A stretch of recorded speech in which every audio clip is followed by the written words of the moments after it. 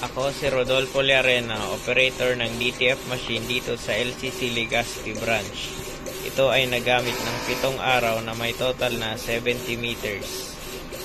Ito ang printer head, hindi pa napapalitan since July 2023. Ito naman ang capping na may 90% good condition. Head clean. Punasan ng wiper after head clean.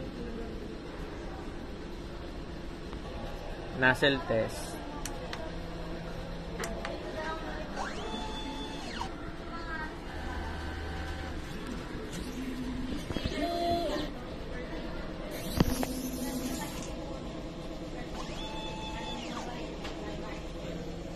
Ang in-system label namin ay tama lang.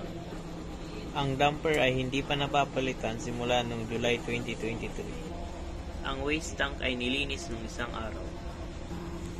Ito ang ABR. Ito naman ang ground wire. Ito po ang aming stock. Use ink. Unused ink. DTF powder. DTF film.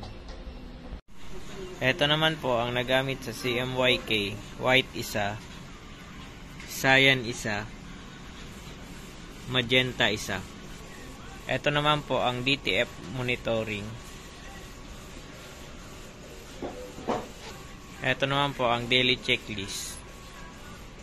Updated naman po.